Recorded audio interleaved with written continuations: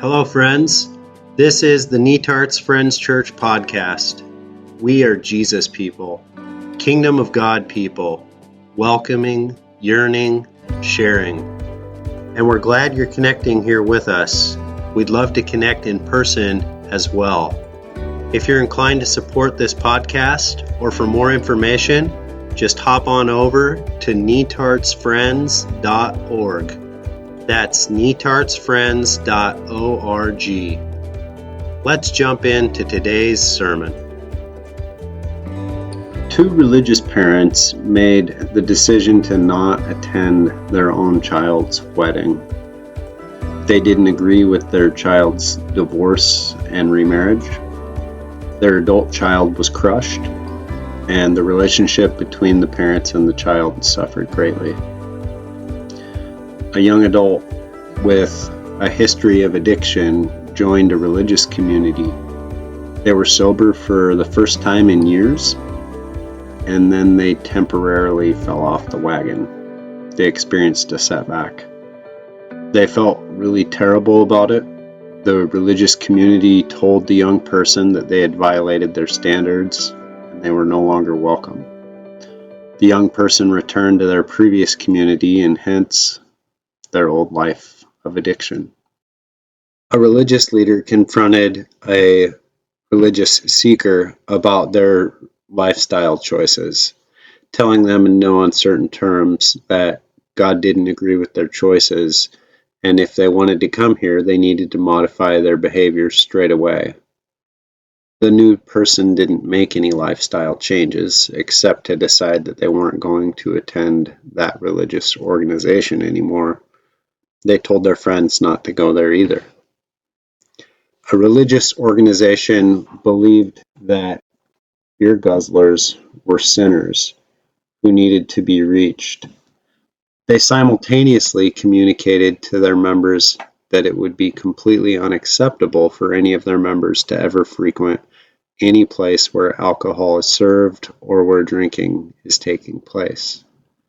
They kept waiting for the beer guzzlers to leave the pub and show up at their gatherings, but it hardly ever happened. So they just kept telling one another that they shouldn't be beer guzzlers.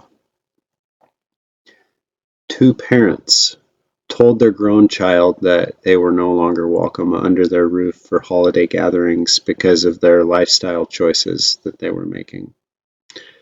The parents genuinely believed this was their way of communicating their witness. In pain, the grown child plunged even deeper into the life their parents were condemning.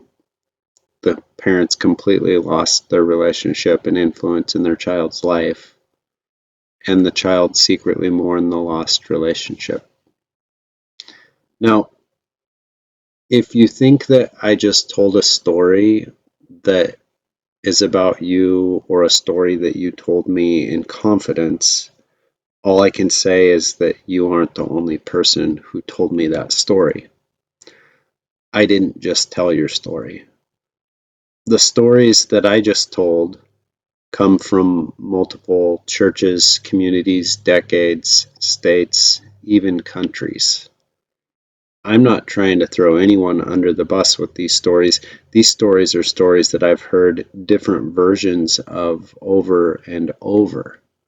The names and some of the details may vary slightly, but I've heard these stories over and over.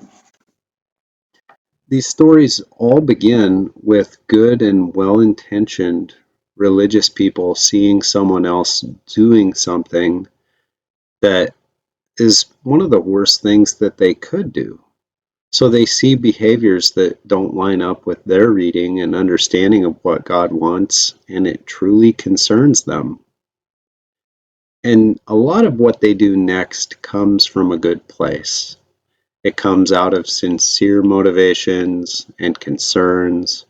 They want to honor God. They want to promote holy living, and that is good. They know that humanity is infected with the toxin of sin. They fear the whateverism of acting like there just is no difference between good and evil. So much of what they are doing comes from a good place. What happens next involves a strategy decision.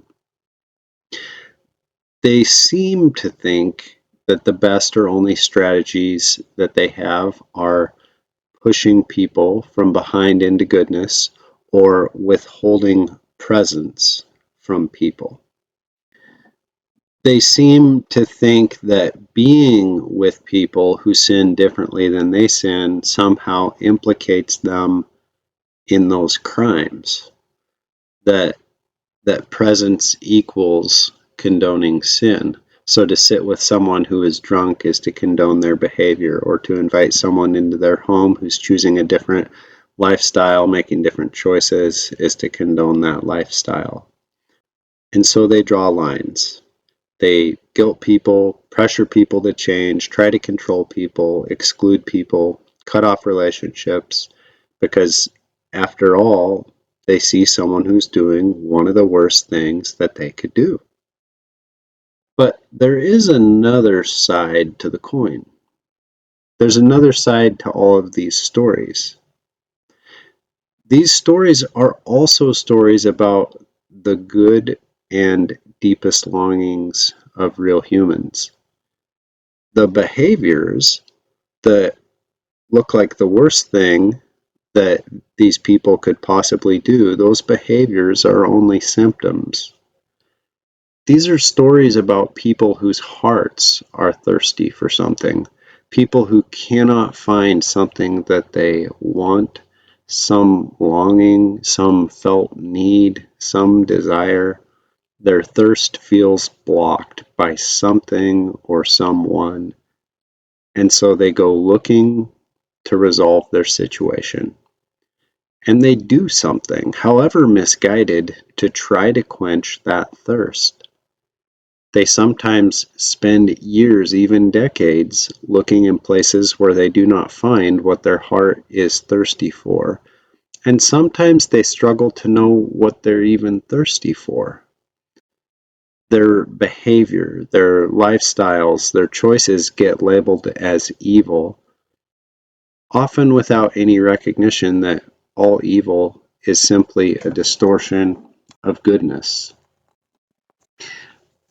So underneath whatever's labeled as taboo that they're doing, they're looking for something good.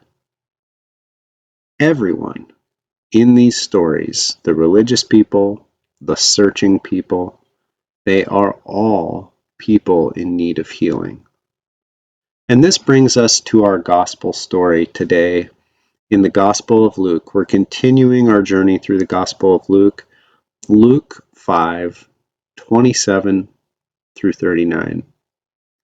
It's the first story of Jesus and a tax collector in Luke's Gospel, and you're welcome to read along, but I want to primarily tell you this story. I want to invite you to see it, imagine it, feel it, engage it like you would a mirror. And as you look at each character, notice when that character looks back at you and you see yourself. So here's the story. One day, Jesus was walking along and he saw a tax collector by the name of Levi sitting at his tax booth. Now, what most people saw was a person doing the worst thing they could do. Tax collectors were the most hated of all Jewish people. They were scoundrels, cheats, sellouts, traitors, thieves, outcasts, the bottom of the barrel. Most scholars agree that 30 to 60% of a peasant's annual income went to tax collectors and creditors. The bulk of that was supporting a foreign army and empire. So tax collectors were excluded from all life. They weren't allowed as witnesses in court. They weren't allowed in the synagogue, which was the center of all Jewish community life. Even the rabbis said it was okay to break one of the 10 Commandments and lie to scum like tax collectors. So, Jesus saw a tax collector. We could breeze right past that, But Luke, our storyteller, doesn't use the normal word for seeing. He doesn't use the word blepo. He uses another word, theaomai, which means that Jesus contemplated. It's to perceive something above and beyond what's merely seen with the eye, to observe something with continuity and attention, often with the implication that what's observed is something unusual. So Jesus didn't just see a person doing the worst thing they could do. He saw underneath the behavior, underneath the symptoms. He saw the thirst of Levi's heart. Jesus saw someone who was longing for a fresh start, a clean slate, a reset, a new beginning. And so Jesus invited Levi into a fresh start. Jesus made Levi a discipleship offer. Follow me. Now, discipleship, it wasn't only religious. It was the modern education and formation model of the day. It was as common as our forms of education are. It was a relationship where someone became a student or an apprentice of a master. But masters, rabbis, didn't call disciples to follow them. It was the other way around. Disciples asked rabbis and masters if they could follow them. That was the way it went. So Jesus was doing things upside down to be calling disciples. And more importantly, no rabbi, no master, no Pharisee on planet Earth would dream of letting a tax collector be their disciple, even if they asked, much less to go ask a tax collector to be their disciple. Now, if you're just looking at behaviors and symptoms, how many people on planet Earth look like they're sitting at their tax booth doing the worst thing? The beer guzzler, the pill popper, the business cutthroat, the flirty floozy, the womanizing player, the curse like a sailor pirate, the drown it all in money Instagram hero, the closet porn addict, the person going through a nasty divorce or affair, the really big jerk. Fill in the blank. Every society has a hierarchy of sins. There are socially respectable sins that no one really talks about or mentions, and then there are taboo sins that will get you labeled and ostracized. So pick your current tax collecting. Underneath that behavior, how many people feel like their behavior is just inevitable? Like things feel too far gone. The snowball's rolled too far down the wrong side of the mountain. They don't know how to get anything turned around. They don't know the way out. They're trying to survive and cope and self-soothe. And no matter how hard they work, they feel like they aren't going to dig themselves out. They feel stuck in a life that they really don't want, full of regrets and overwhelm. How many people wake up every day to go to a job that they don't like, with no opportunities for advancement, and there's really nothing inspiring about it? Or how many people feel like their marriage or their most significant relationships are in a rut where it's the same patterns of communication and conflict and dysfunction that just cycle over and over? It feels like there isn't any love in the relationship. How many wish that they could be saving money, but they struggle to make ends meet and feel unable to break the cycle of living paycheck to paycheck? Or on the other hand, how many people make lots of money, but they no longer believe in what they're doing? Or worse, they're experiencing some kind of moral wounding where the way they make money goes somehow against their sense of right and wrong, but they don't know how else to make money. How many people wish they felt healthy, but they feel stuck in an unhealthy eating and exercise pattern, or they wrestle with chronic health setbacks or debilitating anxiety or depression? How many people lose good friends and wish they had better friends, but they don't know how to branch out. They don't know where to turn. They don't know how to be a good friend, so their smartphone becomes their best friend. How many people wrestle with a creativity block or an academic stagnation? They wish they could offer something better to others, but they feel like they can't make any meaningful changes or progress. This planet is full of people who are not happy with their situation, but they don't know how to make it better. What do you do when things feel too far gone and you feel blocked from what your heart is thirsting for? Well, you do what feels inevitable. You sit at your tax booth. So, a discussion question or a reflection question if you're connecting online. What does it feel like to long for a fresh start, a reset, or a new beginning, but instead feel trapped in the churn of the inevitability of your situation?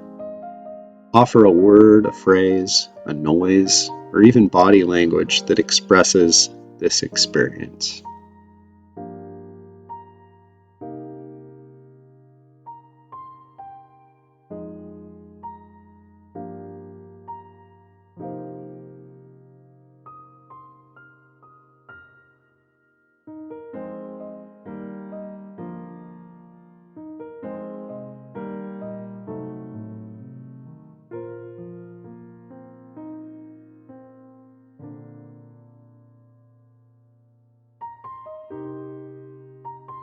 All right.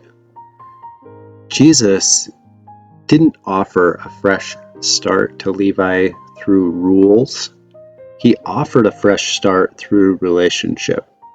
Follow me, Jesus said to him, and Levi got up. He left everything and followed him. And then Levi held a great banquet for Jesus at his house, and a large crowd of tax collectors and others were eating with them. Meals were the mark of group boundaries. They drew sharp lines of inclusion and exclusion, who's in, who's out. By sharing this meal with Levi and his friends, it meant that Jesus was sharing life with them. It meant that he was expressing companionship, acceptance, honor, welcome, community, friendship. And the Pharisees were very stirred up about this meal. The Pharisees and the teachers of the law who belonged to their sect complained to his disciples, "Why do you eat and drink with tax collectors and sinners?"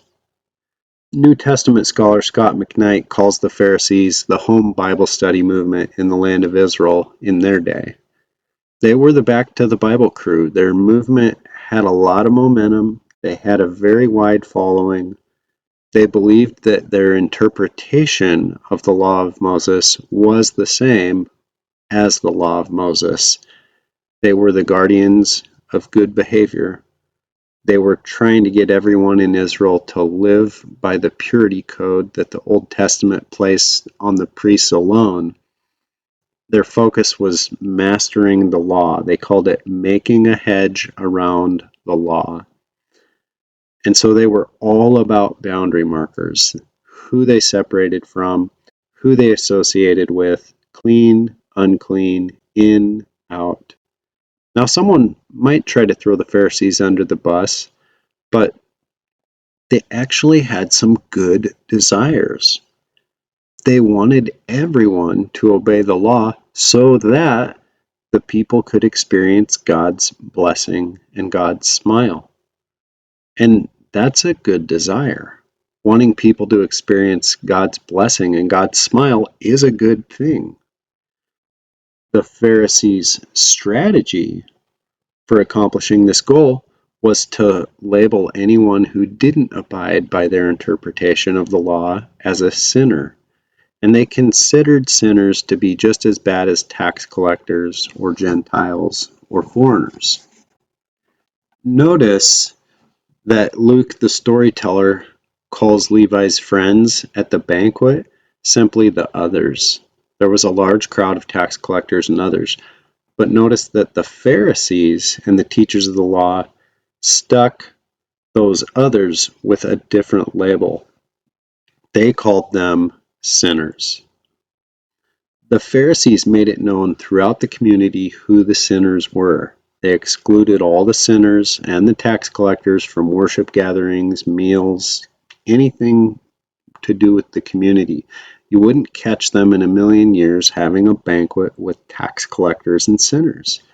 Because to the Pharisees, presence equals condoning sin. Being with people who sin differently than they sin somehow implicated them in their crimes. So here's Jesus. He's sitting around the table with tax collectors, prostitutes, notorious sinners. The wine is pouring, the barbecue is smoking, the conversation is flowing, and the flabbergasted Pharisees were complaining. And Jesus said to them, "It's not the healthy who need a doctor, but the sick. I've not come to call the righteous, but sinners to repentance." They said to him, "John's disciples often fast and pray, and so do the disciples of the Pharisees, but yours go on eating and drinking." Jesus answered, "Can you make the friends of the bridegroom fast while he's with them? But the time will come when the bridegroom will be taken from them. In those days they'll fast." He told them this parable: "No one tears a piece out of a new garment to patch an old one. Otherwise they will have torn the new garment, and the patch from the new will not match the old. And no one pours new wine into old wineskins.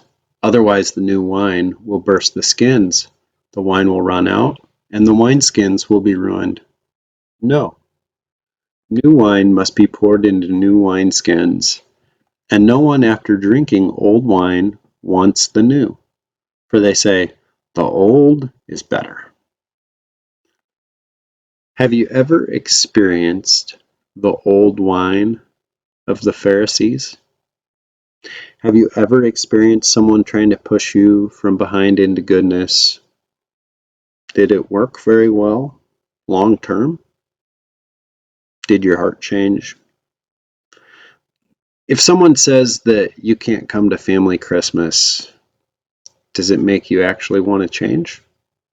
Does it make you long for a fresh start, a clean slate, a reset, a new beginning? Does it make you want to get up and leave everything and follow Jesus? And more important, are those strategies of influence very Jesus-y? Presence matters. The beginning of the Jesus story is the incarnation. It's Jesus is God with us. With us. Jesus' presence doesn't equal condoning our sin. Jesus doesn't push people into goodness. Jesus chooses presence. This is the way of influence and change that Jesus chooses. The Pharisees wanted purity before fellowship. Jesus created purity out of fellowship. So it's been summed up this way: the Pharisees taught love of the Torah, the law, and they were good at it. But Jesus taught a Torah of love, and he was good at it. With Jesus, acceptance always came before obedience. Jesus chose to be with people and for people, and then whatever change happened inside of them, it happened in the midst of that safety and solidarity, in the midst of that relationship. Jesus approached people with relationship, not rules, relationship. He taught a discipleship based on relationship, not separation. He taught a Christian community that's at the table with the tax collectors and the prostitutes and the notorious sinners. And that is the place where the miracle and the healing of transformation is happening.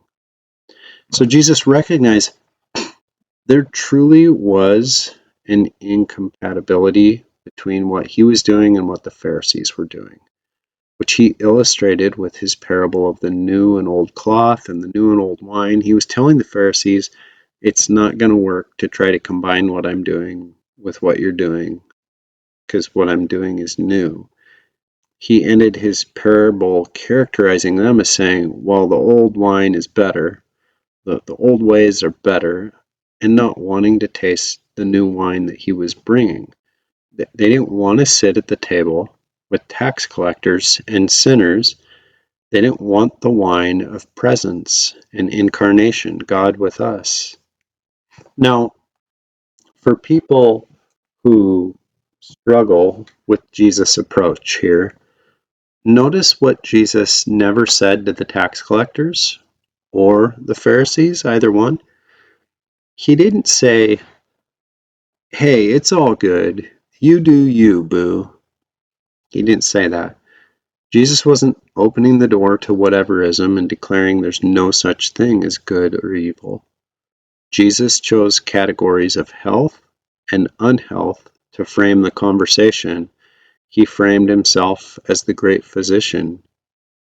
Eugene Peterson paraphrases Jesus, I'm here inviting outsiders, not insiders, an invitation to a changed life, changed inside and out. His call was to repent, to rethink, the reorientation of an entire life, the healing of the deepest wound. And the irony is that, of course, the Pharisees needed Jesus' healing every bit as much as the tax collectors. They needed to repent, they needed to rethink, they needed to reorient, but their minds couldn't stop spinning about people who sinned differently than they sinned. So did presence work? Did relationship work? Well, we find Jesus towards the end of his ministry telling the chief priests and the elders, truly I tell you, the tax collectors and the prostitutes are entering the kingdom of God ahead of you. What if you chose presence, like Jesus chooses presence? What if the church chose presence, like Jesus chooses presence? Presence can create a lot of anxiety when it comes to being with tax collectors. Who's going to convince these people that they're in the wrong about sin? Who's ultimately going to convict them of God's righteousness? Who's going to help them prepare for the great judgment at the end of history? There's good news. Jesus framed all of this as the role of the Holy Spirit, the advocate. Jesus says, but in fact, it is best for you that I go away, because if I don't, the advocate won't come. He's talking about the Holy Spirit there. If I do go away, then I will send him to you.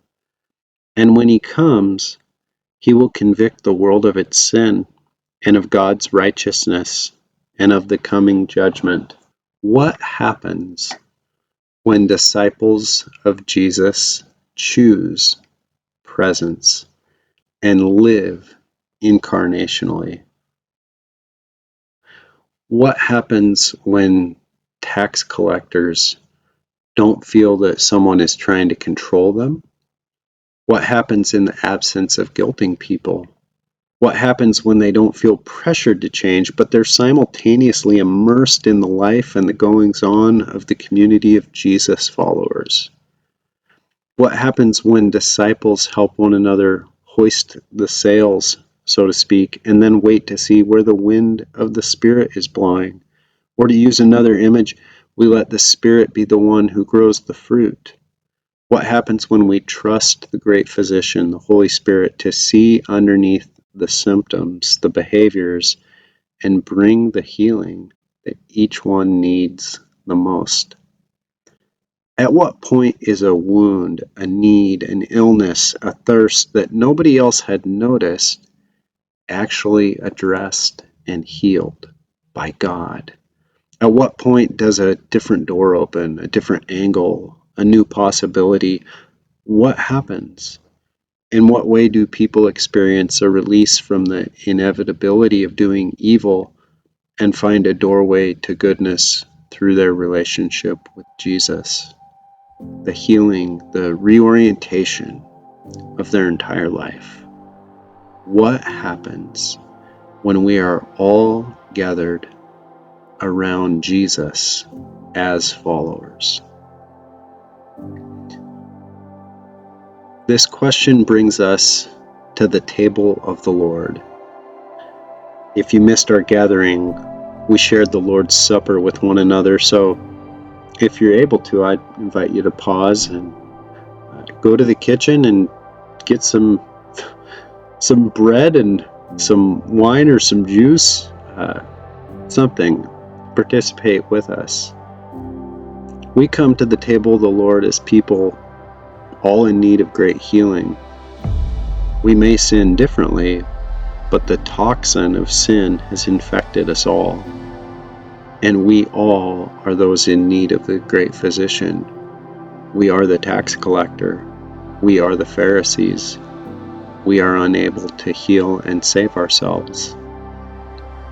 The Lord Jesus, on the night he was betrayed, took bread, and when he had given thanks, he broke it and said, "This is my body, which is for you. Do this in remembrance of me." In the same way, after supper, he took the cup, saying, "This cup is the new covenant in my blood. Do this whenever you drink it, in remembrance of me. This is my blood of the covenant, which is poured out for many for the forgiveness of sins. For whenever you eat this bread and drink this cup, you proclaim the Lord's death until he comes." I invite you, when you're ready, to take the bread and the cup. The bread and the cup are symbols of God's saving work, and that physical act of chewing and swallowing is a physical way of expressing something that's actually happening in every corner of your being: body, soul, mind, spirit, emotions, heart, something that's happening underneath the surface, which is that you're acknowledging you cannot save yourself. You cannot heal yourself. But the great physician offers you his presence, his saving work, his healing work. Let this be a way of receiving and trusting that healing and saving work that Jesus has done and is doing and will continue to do in you and in this world.